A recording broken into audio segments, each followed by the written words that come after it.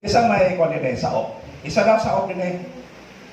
Kaya kung nakita ko rin tayo sa nofere, bagan ka saop, kanang bahin para sa agaron, para sa iya, dili na imo. Amo bitaw sa malakay treten, kawatan gitulisan nimo ang Dios. Ngano man, kay dili na imo iya sa Dios, kundi nimo na iya hatag, gitulisan nimo ang Dios. Kaya lang tulis, rab na sa English niya. Ngano sa nag-rab? Gikuha nimo nga nasa tubangan.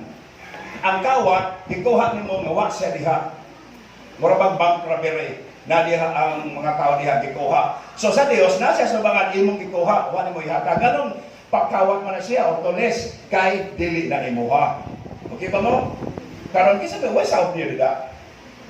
Ay salamat puros mga tag saop ka sa humay-humay na imuha. Pilay bahit sa agaron.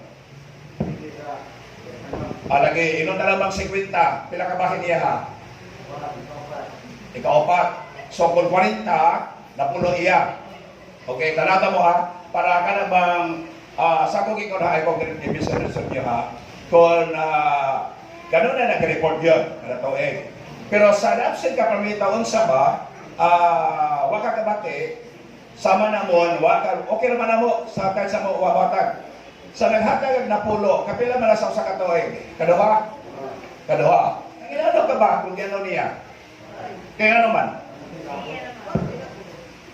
Kaya mo makinabot? So nakuha niyo?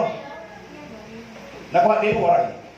Yes. Ha? Pero ako masabot din na i-report. Kung na-report maayo, tubok na diha sa Ginoo.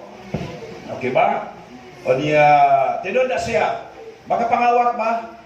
Alam na ko, no? Malakay trade. Kumisilyo banana. Palulis, ang gamit na na. Kan aman, rabdan.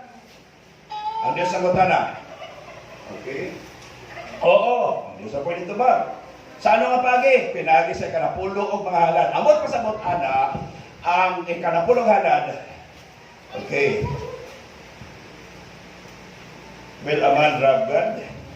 Yet, kaya rabni. But you say, wherein have we robbed in tithes and offerings?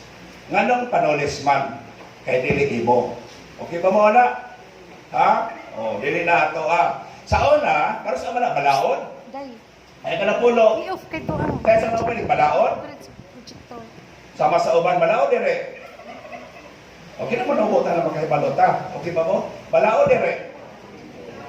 Balaod. Kano sa nasugod ng balaod? Mo sakot na ni Bible study. Kana mo barong ka ba kanang pulong sa Dios imong ibarugan para lingkon. Kano sa nasugod ng balaod? Panahon pagawas ni Moses sa Ehipto, sa Exodus. Kisa inauna si Moses si Abraham. Naghatag magtayt si Abraham. O sa ato pa ang tithes dili balaod. Okay, mo na. Ang tithes sa lahat, okay, sa lugar ang tithes, panahon sa balaod, compulsory.